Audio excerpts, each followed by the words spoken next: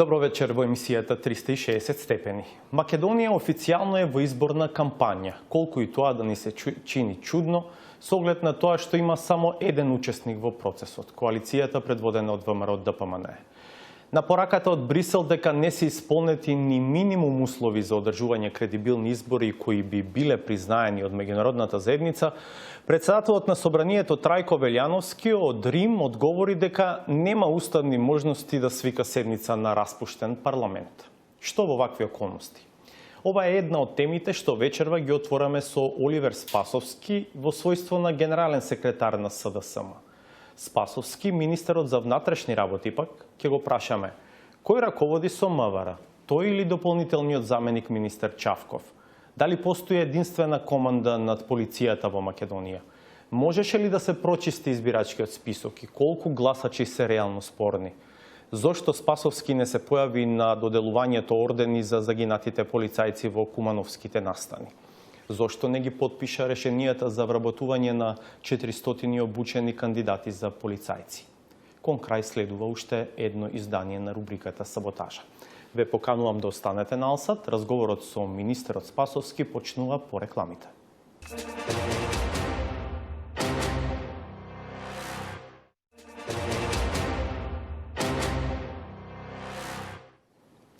Ја следите емисијата 360 степени. Најавивме ваш и наш гостин вечерва е Оливер Спасовски, министер за внатрешни работи.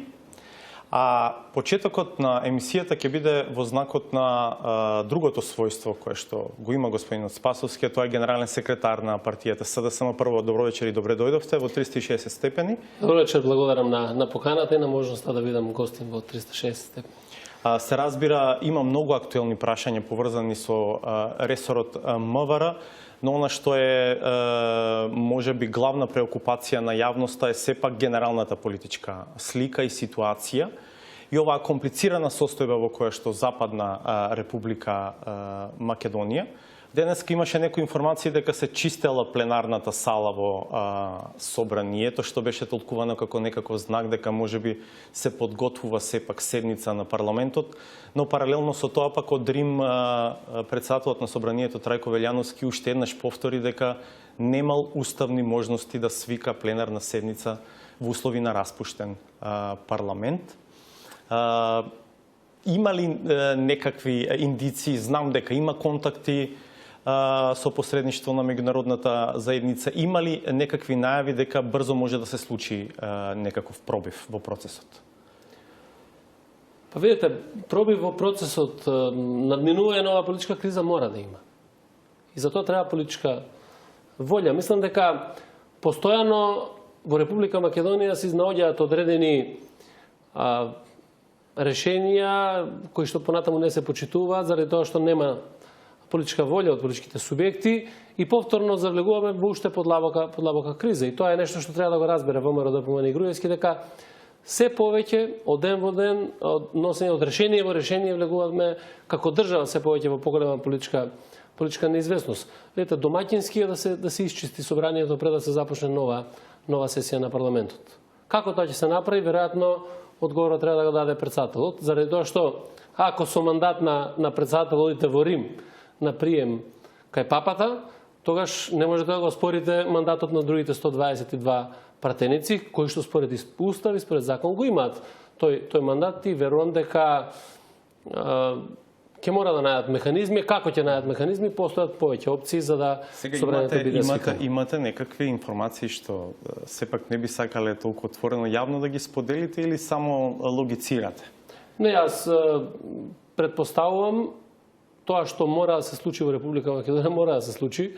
Јас знам дека е многу тешко за Трајко Велјановски да излезе пред македонската јавност, па и за ВМРО ДПМН, и да каже дека да, ние ќе мораме да го свикаме парламентот и да ги одложиме изборите. Меѓутоа, требаше да се мисли за нивото на тежината во моменти кога требаше да биде реализиран договорот од пржино. Ние имаме застој во реализација на секоја точка од договорот. И навистина, ако мислеа ВМРО ДПМН и нивните представници дека нема да ги реализираме заложбите од пржино, а при тоа ќе можеме да создадеме услови за фери демократски избори, тоа е нереално очекување. И во тој однос мислам дека И покрај сета тежина која што имате одговорноста и во партијата внатре да објаснат, меѓутоа на македонската јавност, ќе мора да си најдат начин како да го свикаат собранието да ги одложат избори. Да, и во петокот и денеска од Брисел стигнува истата порака. Оценката е дека нема ни минимум услови за одржување веродостојни избори на 5 јуни, избори кои што би можело да бидат признаени од меѓународната заедница. Велам, повеќе од јасни се пораките, дури соопштението од Американската амбасада одеше и во редење на сите очекувани потези кои што би требало да се случат, од тоа повторно да се свика собранието, да се одложат изборите, да се повика помилувањето од Иванов и владата да се посвети на реформите.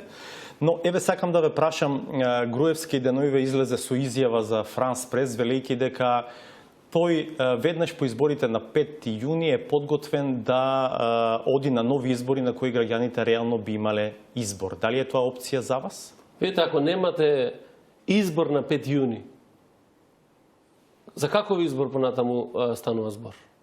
Ја навистина не можам да го разберам Груевски во неговата убеденост да се прикаже дека нешто ќе даде на македонската јавност, на македонската држава, па и на македонските граѓани кои што протестираат секој ден, дека да, јас ќе ги одржам изборите на 5 јуни во кој што вие како граѓани нема да имате избор, ќе потрошам милиони евра на спроведување на изборниот процес и после тоа сум подготвен повторно да ви допуштам нешто да направите. Што ќе правите? Тоа е несериозно однесување. На 5 јуни не може да има избори заради тоа што ќе немате избор.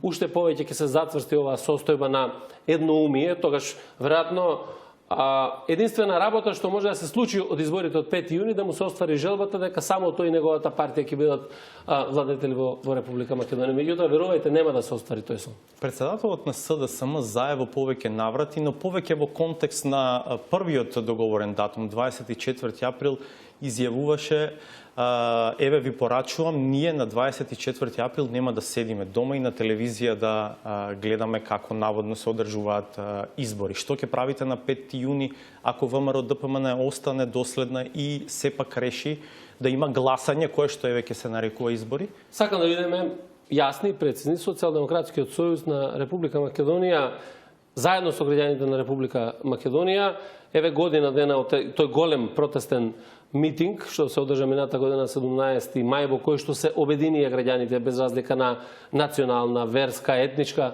припадност, сите заедно побаравме да имаме фер и демократски избори, да имаме фер шанса за секој учесник во изборниот процес.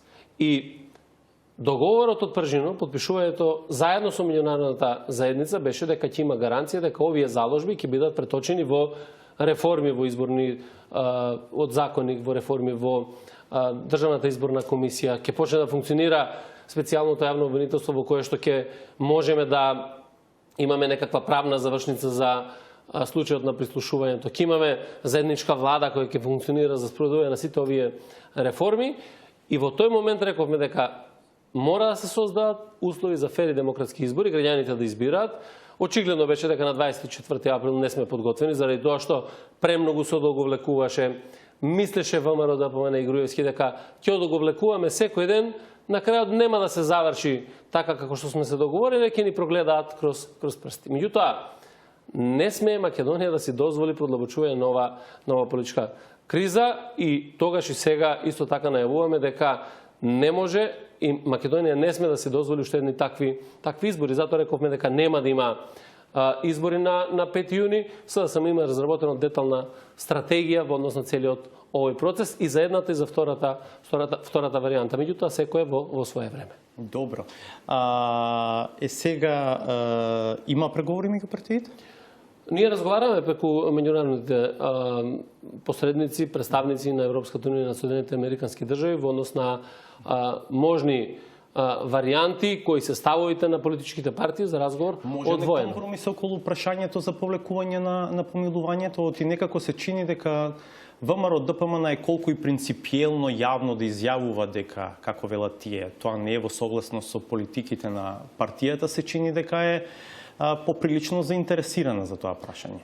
Видете, постојат две прашања за кои што нема можност за преговори, за компромиси, така на. Тоа е прашањето на аболицијата и прашањето на одложувањето на изборите. Бидејќи двете прашања имаат сериозни штети врз Република Македонија, врз едината на оваа држава. Зашто ќе разговараме ние за аболиција и што ќе договориме за аболицијата? Зашто ќе ги водиме преговорите? Упад во правниот систем на Република Македонија, упад во кој што една структура представена од функционери на власта кои што треба да сносат одговорност, односно треба да бидат изведени пред лицето на правдата. Дали така ќе одлучи судот, не сакам да преюдицирам ниту јас, ниту Социјалдемократскиот сојуз, ниту на еден ваков дрзок начин председателот на држава да аболицира луѓе кои што се представници на власта, учествувале, односно се сомничат дека учествувале во одредени криминали, гурива целосно правниот поредок и ја зголемува недовербата кај граѓаните на Република Македонија. И вториот момент на непостигнување на услови за фери демократски избори и неодложување на датумот на 5 јуни или имање на избори без избор, исто така удира сериозно врз иднината на оваа држава. Околу помилувањето сакам да ве прашам и конкретно. Дали за вас би била прифатлива варијанта, бидејќи тоа се слуша во јавноста како некаква опција која што наводно е дел од тие некакви контакти кои што постојат, да се оди на селективно повлекување на одлуките на Иванов, односно повлекувањето да биде на поединечно лично барање на оние што беа помилувани, или сепак сметате дека сите одлуки за сите 56 лица мора да бидат повлечени? Имаме јасен став во однос на ова прашање. Значи, тоа што има шпекулации во јавноста за разни модалитети наводно како ќе се бара решение, ние имаме јасен став по однос на аболицијата. Иванов мора да ги поништи сите одлуки за аболиција. За тоа има правна основа или треба се создаде? Па видите, јас сметам дека нема правна основа ни да ја донесе аболицијата Иванов. Тој влезе во една ваква авантура, веројатно заедно со водството на ВМРО-ДПМН или поттикнати од Никола Груевски ВМРО-ДПМН, и тој треба да се најде механизми како тоа ќе го направи. Гледате дека тоа ги вознемири луѓето, граѓаните на Република Македонија, ги подгреа страстите оправдано заради тоа што недозволиво е Македонија да биде држава во која што оние кои што ја водат државата ќе бидат секогаш заштитени, без разлика што и да прават, а луѓето, обичните граѓани на Република Македонија секогаш ќе можат да одговараат. Дополнително одговараат оние кои што не се блиски до ВМРО-ДПМН. Тие што се блиски до ВМРО-ДПМН ја потврдуваат тезата дека Македонија не е правена држава, нема правда за сите. Јасен и прецизен е ставот. Одлуките на Иванов за аболиција мора да бидат поништени за сите. Апсолутно. Добро, уште две само прашања во овој блок поврзан со генералната политичка ситуација. Едното прашање е, ако изборите веќе се одлагаат, дали имате датум што го преферирате? Дали треба да се фиксира нов датум? Дали треба да се оди на варијанта на условен датум, за како што зборуваше, условно кажано, вашиот лидер Заев во еден јавен настап пред неколку дена? И второ, каква влада до тој момент би требало да ја води државата, бидејќи за тоа се слушаат различни информации и опции? Прво, сакам да ви кажам дека не е проблемот за изборите датумот на изборите и кога тие ќе бидат одржани. Во ниту еден момент, ниту на почетокот на преговорите минатата година не беше проблем датумот на изборите. Проблемот е начинот на спроведувањето на тие избори. Вие гледате од проектот Вистината за Македонија како и на кој начин се спроведувале избори во Република Македонија. Како полициските структури учествувале во тие избори. Како беа праќани луѓе во Охрид да ги организираат изборите, да внесуваат страв. Како се користеле ресурсите воопшто на државната администрација. Тоа покажува дека Република Македонија мора да има сериозни реформи кои што ќе обезбедат фер шанса за секој политички субјект. И релевантно е кога ќе бидат изборите. Најважно од се. Дури да бидат во редовниот термин во 2018. Видете, штета е за Македонија да има ваква власт до 2018 година. Заради тоа што сметам дека може со минимум политичка волја да се постигнат тие услови многу порано и да се ослободи Република Македонија од ваква криминална власт. Значи, тоа како опција за вас е неприфатлива, ако можам да сватам. Јас кажав која е опцијата.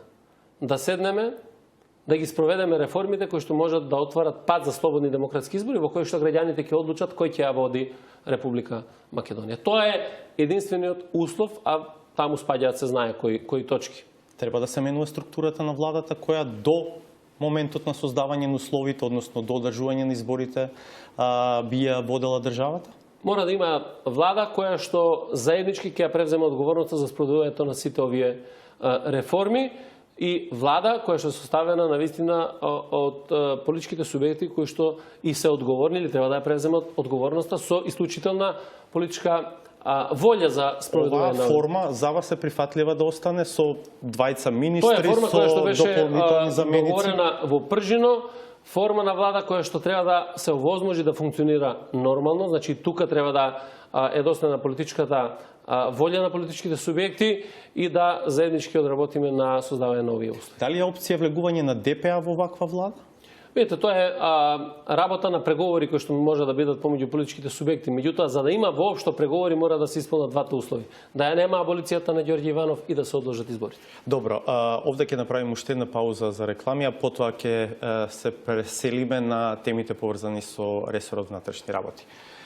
Ве поканувам да останете со нас.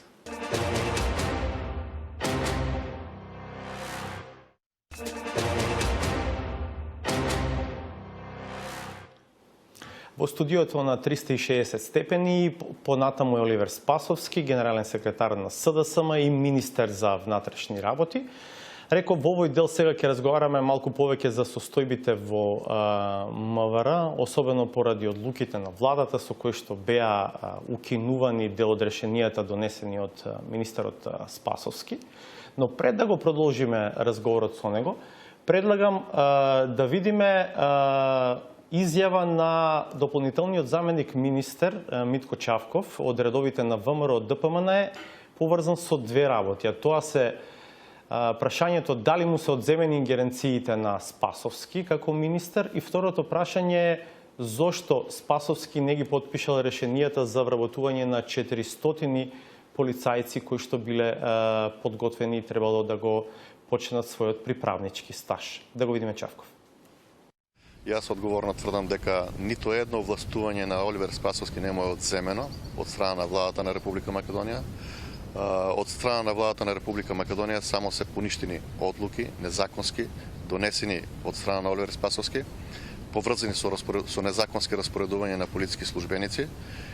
Кулминацијата со одлуката на влада беше како последица на континуираното незаконско и политички штетно работење на Оливер Спасовски во еден континуитет од самото негово поставување досега. Знае јавноста, сум ја информирал неколку пати дека за сите тие незаконски одлуки јас како дополнителен заменик министер имав обврска, имав овластување, но дотолку повеќе обврска согласно закон за организација на влада да институционално да реагирам при секое нарушување на административните процедури. Мојата реакција беше принципиелна, законска и институционална.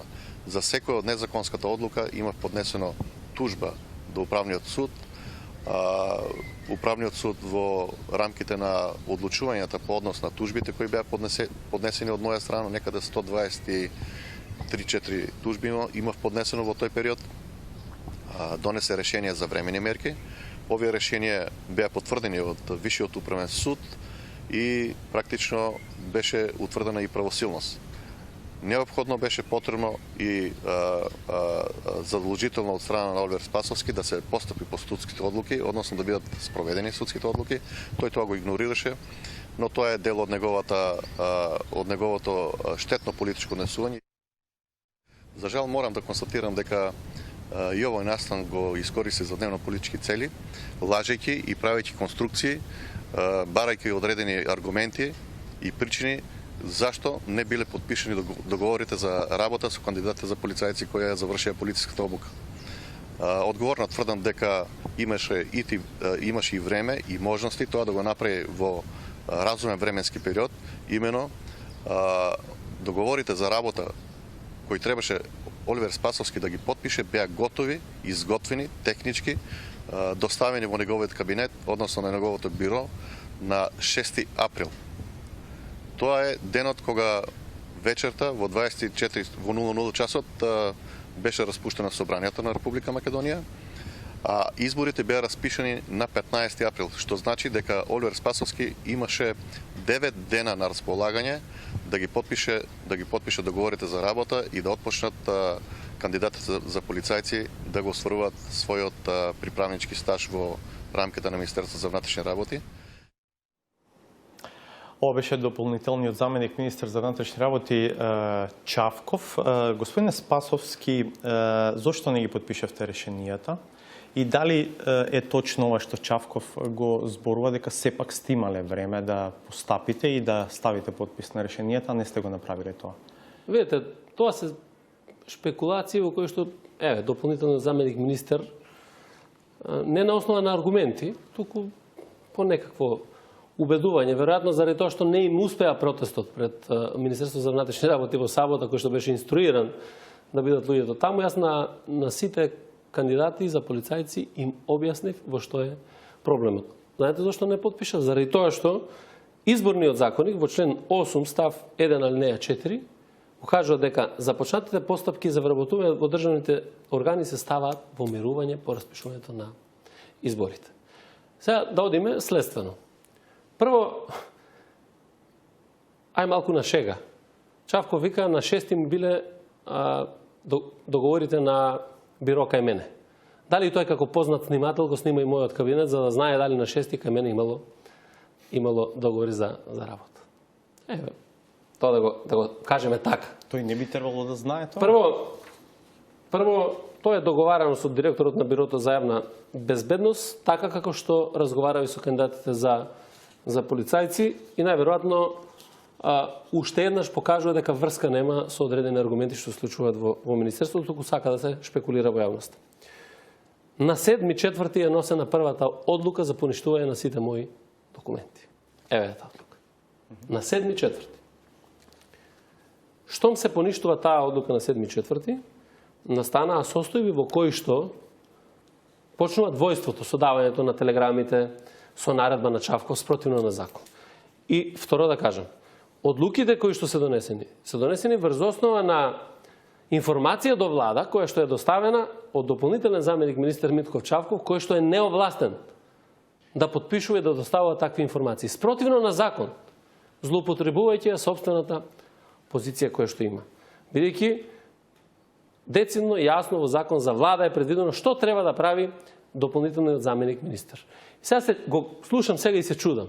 Вика, јас настапувам институционално за да ги отстранам проблемите кои што настанале со одлуките. Знаете какво е институционалното постапување? За секоја одлука која што не се согласува и смета дека таа одлука е прашање на изборите поврзани со правни, финансиски и кадрови прашања, треба прво да се обрати до ДИК. Државната изборна комисија да одлучува по однос на тоа прашање, ако е незадоволен да оди до управниот суд. Никогаш, само еднаш се случи таква работа. Во ДИК кажа да, министерот има право, ова не е прашање на изборите. Точно е дека поднесе тужби до управниот суд, во кој што имаше времени мерки. Веќе 50 одговори од управниот суд имам дека се отфрлаат тужбите на дополнителен заменик министер. И тоа е нешто со кое што се шпекулира. Јас одговорив дека договорите се подготвени и ќе бидат подпишани во моментот кога ќе се створат услови за таква една. Значи вие тврдите дека изборниот законник вам не ви дава можност во овој период да ги подпишете решенијата? Јас читам одредба од изборниот законник која што е член 8 став 1 алинеја 4, каде што вика започнатите постапки за вработување во државните органи се ставаат во мирување. А ние имаме денеска состојба на изборна кампања, распишани избори. Јас не можам да превземам действија. Не ли беше дека пред распишувањето сте ги добиле? Да, ама на 7 ми се укинуваат сите одлуки, на 7.4. И се укинуваат сите одлуки, па повторно се носи нова одлука на владата на 14.4. ден, односно не ден, 30 минути пред распуштањето на собранието, на една фамозна седница на влада, во која што ниту јас, ниту министерот за труд Ременска бевме поканети, ниту пак министрите на ДУИ, на која што се носи одлука и во точката 4 вика се забранува министерот за внатрешни работи Оливер Спасовски да носи било какви решенија од правна, финансиска и кадровска природа. Ова укажува на фактот кој не ја кажува вистината, дека не ми се одземени ингеренциите. Значи, се согласувам дека не ми се одземени и не може да бидат одземени, заради тоа што законот ми ги дава таквите ингеренции. И тоа веројатно го кажува подсвесно сега, не му се одземени ингеренциите, не може да бидат одземени. Со ниту една одлука на влада, а не со незаконска одлука која што според мене е ништо. Добро, сега како функционира Министерството за внатрешни работи? Реално, вие сте министер со полн капацитет, можете да работите или овие одлуки на владата за кои што велите дека се незаконски, а колку што знам не се ни спроведени, ви прават проблеми и ве ограничуваат во функционирањето. Кој раководи сега со МВР? Спасовски? Со МВР и со сите министерства раководи министерот. И никој друг. И никој друг. Тоа што се обидува се дополнителниот заменик министер да преку давање наредби писмени, преку правење одредени смутови внатре во Министерството за внатрешни работи, да се создава една непријатна клима, да луѓето се чувствуваат непријатно внатре во организацијските единици, да создаваме потешкоти во секојдневното функционирање, само создава оптеретување повеќе на мене и на мојот тим. И тоа благодарение на професионалците внатре во Министерството за внатрешни работи се справуваме успешно со состојбите кои што стојат пред нас. Има ли двојство реално и особено во командувањето со униформираната полиција? Дали постои таму единствена команда? Постои единствена команда и затоа зборам за професионализмот во Министерството за внатрешни работи. Луѓето знаат добро како и на кој начин се функционира во МВР, системот на хиерархија и субординација, знаат дека нарушувањето на тој систем може да допринесе нарушување на стабилноста на државата и во тој дел успешно се справуваат и со мигрантската криза, и со протестите кои што се тука и така натаму. Нормално дека постојат од вакви носење на политички одлуки, на лечење на собствени некакви хирови кои што создаваат нервоза кај дел од вработените или дел на луѓе кои што се раководители на одредени позиции сакат да се додворат на вождот од ВМРО да помине, па постапуваат на еден или на друг начин. Меѓутоа, моето инсистирање е секогаш да се постапува врз основа на законот и врз основа на интересите на државата. Добро, може да се случнат во јавноста стравувања во смисла на тоа дека бидејќи не е до крај јасна, да речам, состојбата во МВР, иако вие тврдите дека е јасна и дека Спасовски е тој што раководи со секторот, стравување во смисла на тоа дека може би има ризици дури и по елементарната безбедност на државата, ако еве случајно дојде до некакво двојство, цепење, не знам, не подведување на дел од полициските сили под командата. Па видите, реална е опасноста ако имате структури во Министерството за внатрешни работи кои што почнуваат или би сакале да работат спротивно на законот, поддржувајќи одредени партиски политики или партиски одлуки.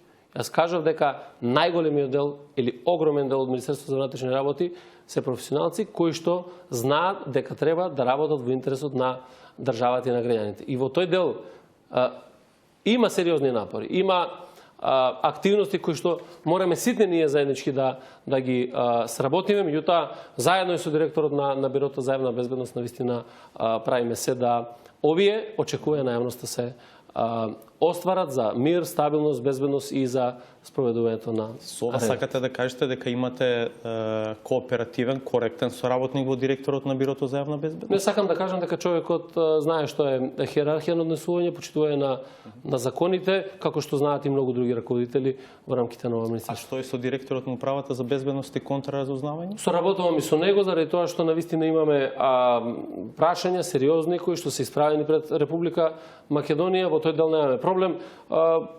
Постапи спротивно на одредени наредби, што значи узурпација на просторот, односно недавање на можност на одредени вработени да влегуваат во управата, па после тоа ретерираше од таква одлука, па дел од тие вработени се внатре. И тоа генерално сакам да кажам дека во тој дел функционираме, заради тоа што навистина мораме да функционираме без разлика кој дали некој припаѓа на политичка опција една или на друга. Министерството за внатрешни работи мора да биде Министерство за внатрешни работи на Република Македонија. Каква е состојбата по секторите за внатрешни работи во внатрешноста? Имаше информации дека се менува брави на одредени началници кои што вие ги именувавте. Дали е и тоа решено? Да, постојат такви работи во два сектори, во Струмица и во Штип, меѓутоа функционираат сите сектори за внатрешни работи. Ќе го коментирате ли ова што вчера и денеска се појавува како информација за државниот секретар во Министерството за внатрешни работи, Анастасија Илиевска? Вашата партија, испоставата на вашата партија во Прилеп денеска излезе со обвинување дека ја злоупотребила својата позиција за приватни цели.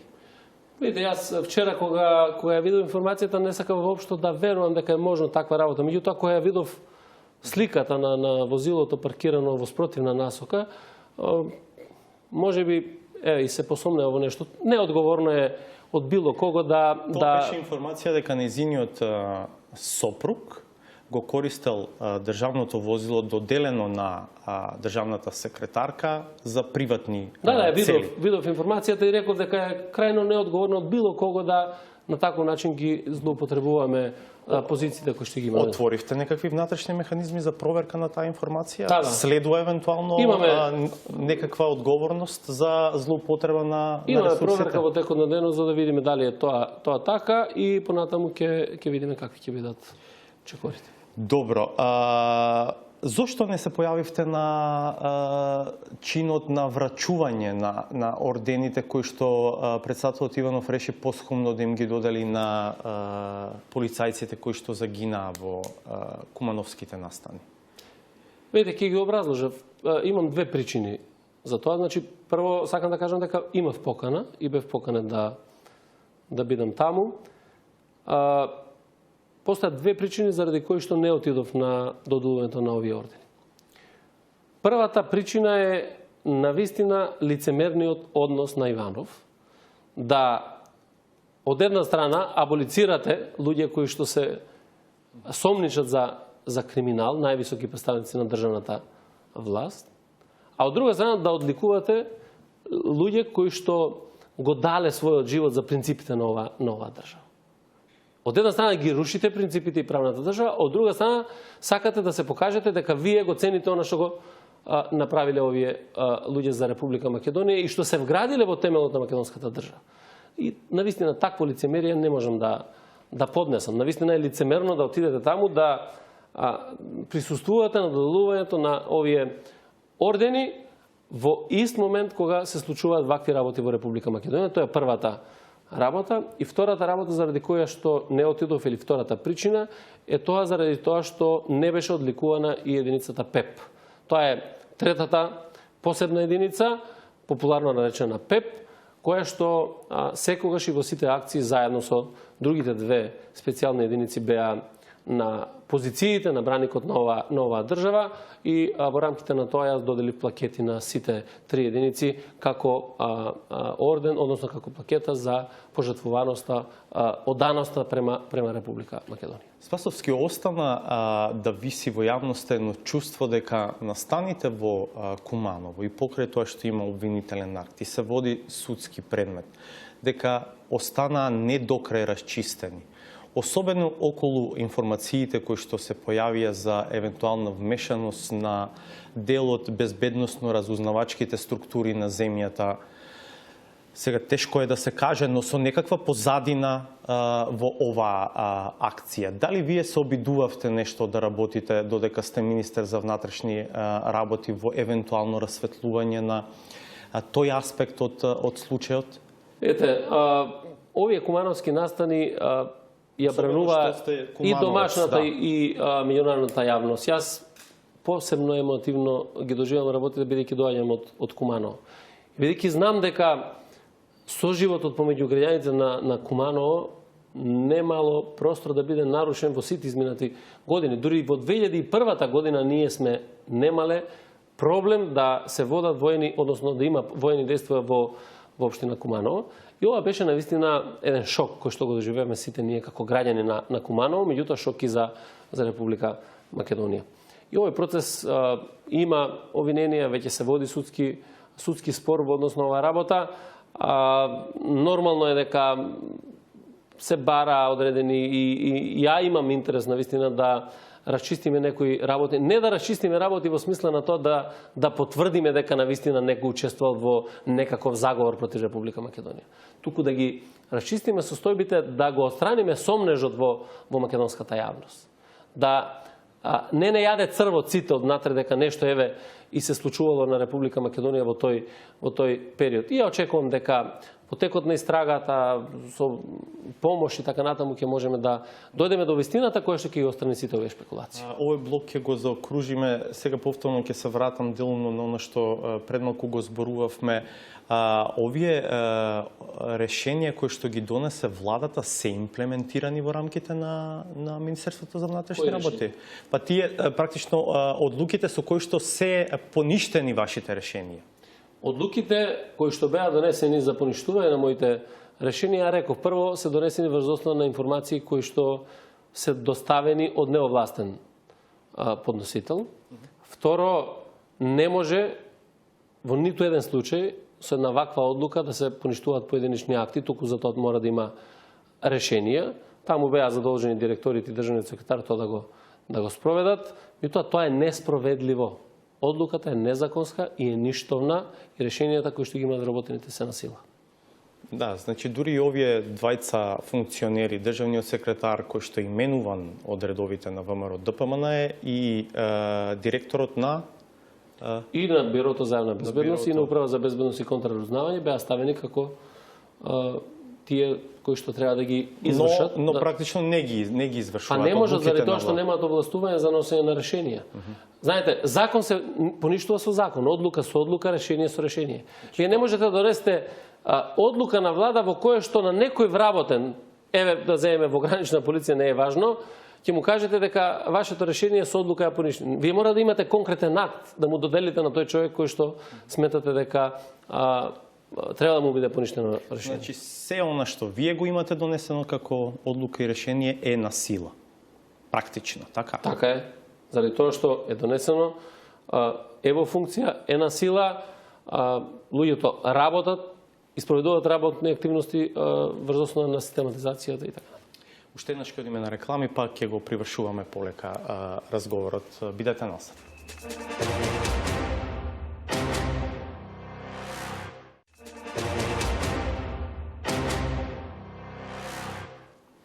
Вечерва во 360 степени разговараме со Оливер Спасовски, министер за внатрешни работи и генерален секретар на СДСМ. Полека го приведуваме кон крај овој наш разговор. Спасовски ме интересира во врска со протестите по улиците на повеќе градови, особено на оние во Скопје и оние на кои што имаше и во известна смисла насилство. Се случи полиција да нападне наш колега новинар. Дали внатрешната контрола веќе нешто сработи? Имате некакви заклучоци во таа смисла? Да, видите, протестите се случуваат во Република Македонија. Тие се демократски чин на секој граѓанин изразување на одредено чувство, на одреден револт. Меѓутоа тие мора да бидат мирни, да бидат ненасилни, да не ја напаѓаат полицијата. Јас на тоа апелирам постојано, бидејќи навистина нападот врз полицијата значи удар врз сопствениот партнер. Полицијата е партнер на тие луѓе кои што протестираат за да може да се одржи јавниот ред и мир. Точно е дека имаше напад на новинар за кој што побарав да се направи истрага од внатрешната контрола за целиот тој настан, како се однесувала полицијата, дали имаме пречекорување на овластувањата. Во делот на новинарот е констатирано дека имаме пречекорување на овластувањата, меѓутоа се уште не е утврдено лицето, идентитетот на лицето кое што тоа го сторило, се работи се уште на тој план, меѓутоа ова се прави се со цел да се покаже дека не може никој да удира врз новинарите, врз луѓето кои што си ја работат својата работа на известување без разлика од кој протест. Имате капацитет соодветно да го покривате, да ги покривате протестите и да соодветно да ги обезбедувате, и точна ли е тој впечаток во јавноста дека некако како се да е допирливо во Скопје, само неколку објекти се недопирливи во смисла на тоа и на нив да заврши дел од бојата на шарената револуција. Едната е зградата на ВМРО ДПМН, а втората е зградата на музејот на ВМРО ДПМН. Видите, ние правиме се во рамките на полицијата да овие протести бидат ненасилни, да ги обезбедиме, да имаме взаемен некаков однос на респектирање и да немаме сериозни инциденти кои што може да го нарушат јавниот ред и мир во Република Македонија.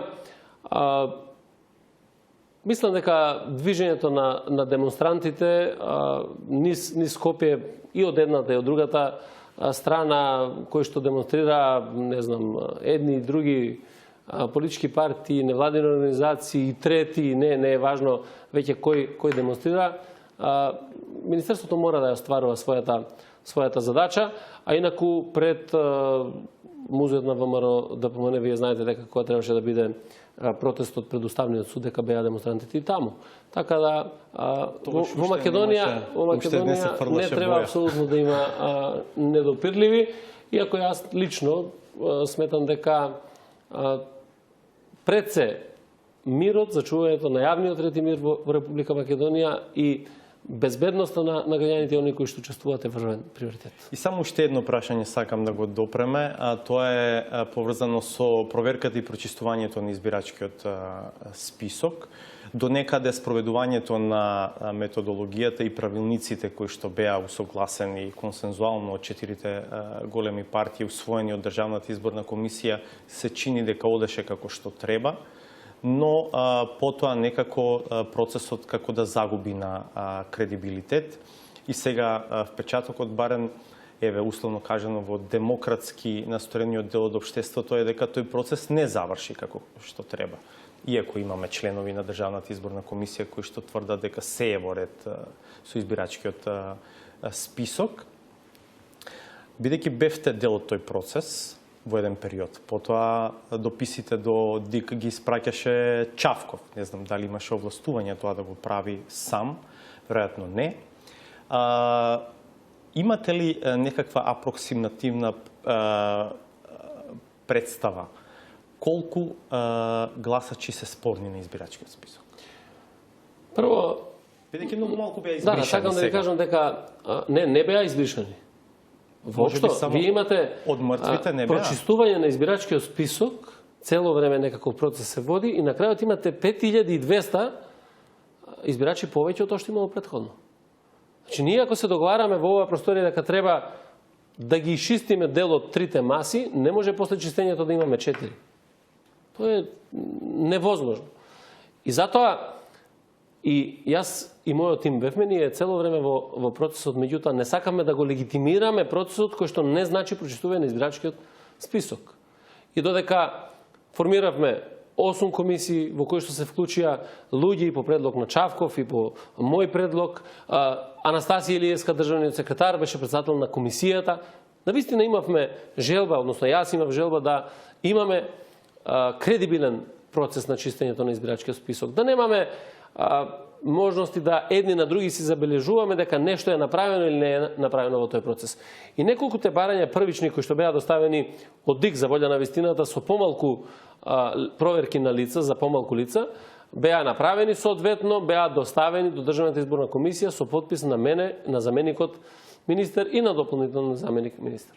Кога дојде проверката на 71.793 лица, за кои што ДИК побара да провериме по кој основ издадена личната карта, по кој основ издаден пасошот и по кој основ е стекнато живеалиштето. За 53.000 лица имаше најдени документи, бидејќи не може тоа електронски да се провери, туку мора рачно во базата во Министерството за внатрешни работи. За 18.000 лица нема никаков документ, нема апликација, нема барање. Јас не можам да ставам подпис и да кажам да се е во ред со сите 72.000 лица. И реков тога дека ја не можам да подпишам таков допис во кој што ќе пратиме податоци до Државната изборна комисија, тоа да се регулира на таков начин. Чекайте, овие 18.000 сакате да кажете дека не би требало да бидат на списокот? Не, ја не сакам да кажам дали треба да бидат или не треба да бидат на список. Ја сакам да кажа дека мора да се проверат сите аспекти за да видиме. Ако немате барање документ во Министерство за внатрешни работи врз основа на кое што е добиена таа лична карта или пасош, то мора да се најдат нови начини да се провери. Да отидат на тие адреси полицајци да направат службена белешка. Можеби тој документ го нема реално во Министерство за внатрешни работи од објективни или субјективни причини, ама човекот да постои на таа адреса. Што беше проблем да отидат полицајци тоа да го проверат и да на основа на тоа дадеме кредибилен извештај? Тоа не се случи. Понатаму се доставија 107.000 лица од Државната изборна комисија на проверка, исто така административна, односно информатичка проверка во Министерство за внатрешни работи. Се знае дека најголемиот дел, можеби и сите тие, се во заминати во странство. Нашата намера беше, дајте влез и излез од Република Македонија да видиме во однос на овие лица и ќе ни стане јасно дали се во државата или се надвор од државата. Инаку официјалниот податок за луѓе надвор од државата се 79.000. Меѓутоа, неофицијално ние направивме една проба на негде 5.000 избирачи, околу 80% се покажа дека се надвор од Република Македонија повеќе години. Тоа не треба ниту бришење од списокот, ниту ништо, туку едноставно да се провери и да се стават со звездичка на посебен извод од избирачкиот список. Или имаше барања, поединечни, неколку барања, кои што укажува на тоа дека при теренска проверка од страна на ДИК не постои одреден влез на зграда, не постои кат на зграда, не постои одредена куќа или куќата е руинирана, а внатре имаме запишани избирачи. Исто така требаше да се направи проверка од страна на полициски службеници на лице место и да се констатира. Да се отиде на било која улица и да се провери дали таа зграда има 2 или 3 влеза. И тоа не беше проблем. Тука се создава и проблем, меѓутоа и сериозен сомнеш. Зошто инсистираа луѓето, представници на ВМРО ДПМН, по секоја цена да се даде едно такво известување без да се провери. Затоа дали тие документи што се доставени до Државната изборна комисија се валидни или не, законот е јасен. Тие не може да бидат валидни. Таму кажува дека за сите прашања на изборите секој документ мора да има подпис од министерот и од дополнителниот заменик министер. Ние имаме таму само дополнителен заменик министер кои што се доставени до Државната изборна комисија. И уште повеќе, Државната изборна комисија ги прифаќа тие документи и ги става во документи официјални за избирачкиот список. Тоа покажува дека намерата не е честна. Дека намерата за спроведување на избирачкиот список нема да биде таква каква што е фактичка, туку како ние ќе кажеме властодржците. Тоа е исто како сега што се манипулира и со овие млади луѓе кандидати за полицајци. Таму има известување од УБК дека дел од тие полицајци што се таму представуваат безбедносен ризик. Безбедносен ризик има за влез во полицијата. Тоа се игнорира, се става на страна и вика тие може да бидат полицајци. Добро, тоа е веројатно посебна тема. Што се случи со гласачите од Пустец? Гласачите од Пустец, оние кои што ги најдовме во Скопје, во општина Центар, кои што беа на избирачкиот список, а нема ниту еден валиден документ за живеалиште, ние поведовме управна постапка и ги поништивме сите тие. Поништени се веќе? Да, поништени се сите живеалишта, со тоа не важат и личните карти. Меѓутоа, такви има во Ресен, има во Кичево, има на други места, кои што низ теренската проверка и низ другите проверки требаше да се води нова управна постапка за тие кои што се нелегално издадени за да бидат поништени. Не е завршена. Не е завршена заради тоа што толку дозволуваше временскиот период. Има друга некоја поголема проблематична категорија што не е докрај проверена? Се што не е проверено е проблематично.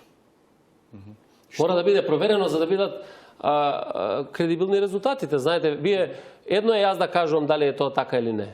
И затоа не сакам да шпекулирам. Требаше да се има проверка до крај и на крајот да излеземе сите заеднички дека тој список е со таа, дали ја проверувавте таа една бројка од 35.000 лични карти кои што наводно беа неподигнати од Министерството? Не, тие не наводно, тие не се подигнати од Министерството.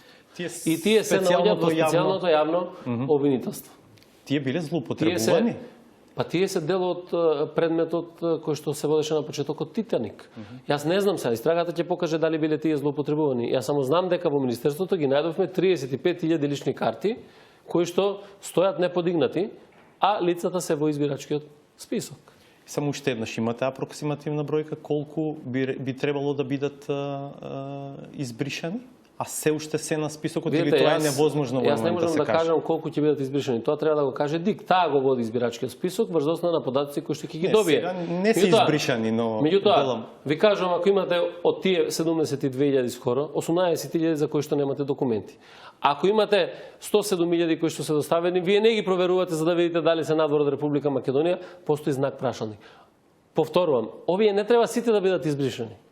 Значи, можно е сите да бидат дел од избирачкиот список. Меѓутоа треба да бидат проверени и да кажеме, да, после проверката, фактичката состојба е таа. Затоа што, видите, кој ќе се објави избирачкиот список на крајот, јавно, ако повторно во мојата куќа се јавува некој, ова како пример го давам, некој трет што ја не го познавам, кој е кредибилитетот на сите кои што учествувале во прочитувањето на избирачкиот список? Која е одговорноста која што ние треба да ја покажеме пред македонската јавност? Уште колку реално време ќе беше потребно ако одеше секако што треба за да се заврши оваа процедура како што треба? Најмногу треба политичка волја и желба дека треба да ги работите така за да создадете демократски амбиент за спроведувањето на изборите. Времето не е проблем. Добро, благодарам многу што бевте дел од 360. Ви благодарам на поканата. Наред е саботажата на Сречко Поповски. Власта и моќта се најголемите опијати. Опасноста, долготрајната и континуирана употреба да го дезавуира општествениот организам на една држава придонесува да се преземат мерки за контрола на количествата од таа силна дрога, на која се навлечени македонските политички пациенти. За дозирањето или дозата која што ќе биде препишувана на пациентите, но исто така и за евентуалните несакани дејства и како да се целиот овој процес да се менаџира. Како што кажав, тоа ќе биде направено од експерти од странство. Не е важно само дозирањето, туку експертите препорачуваат да биде направена и строга селекција со која ќе се оневозможи оние видови што малку или воопшто не го користеле опијатот, да бидат ставени во иста категорија со тие што веќе подолг период се на овој наркотик. Сточарите бараат да се оддели сувото од суровото. Предлагам у тоа што е заболено, тоа да му се одземе, а оно другото што си е здраво, зашто да останува да му го одзима и да се нервира цела фамилија и деца и се и болка да стара државата у тоа смисол. Дел од политичарите кои треба да бидат опфатени со мерките имаат сериозни забелешки за ваквиот тип на селекција и не ги прифаќаат во целост методите што ги предлагаат експертите кои се обидуваат да ги исчистат, стравувајќи од абстиненцијален синдром. Ние 8 дена и 8 ноќи разговараме, излегува господинот као дава некоја јака идеја тук. Така, вие сите знаете дека дискретно се разговараше 8 дена и 8 дан и 8 ноќи. Но се оди и чекор натаму пе експертите за поцелосно справување со консументите кои во голема мера се оставени сами на себе, сугерираат застарени методи бидејќи според истражувањата тие може да бидат добар пример како да се истребат лошите појави кои таа ги предизвикува и да се изгради модерна генерација политичари. Кјотекот можеби не излегол од рајот, ама без строгост нема воспитани деца. Ако на некој начин тие му дозволат сега да прави што сака и како сака, утре кога тоа дете ќе порасне и кога ќе не дај Боже стане деликвент, тие родители ќе си ја увидат својата грешка што ја направиле. Инаку проблемот со зависноста не е само домашен. Тврдењата дека незиниот ракопис е сличен во целиот регион се точни. Зборовите кои се користат покажуваат дека таа има апсолутно исто влијание и делува обединувачки меѓу незините корисници.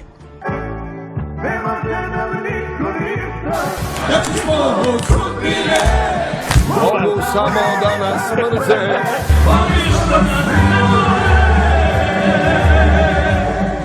И на крајот. Се чисти. Малце тешко, ама се чисти. Мора да се струга многу треба да. Со киселина. Со киселина, солна киселина. Ова со вода не се чисти. Тоа се тие луѓе, тие што ќе останат вистински споменици на едно време на зависност. Гледавте 360 степени. Следното наше издание е в среда од 22:30. Останете на Алсат и погледнете емисијата Проспортс. Пријатно.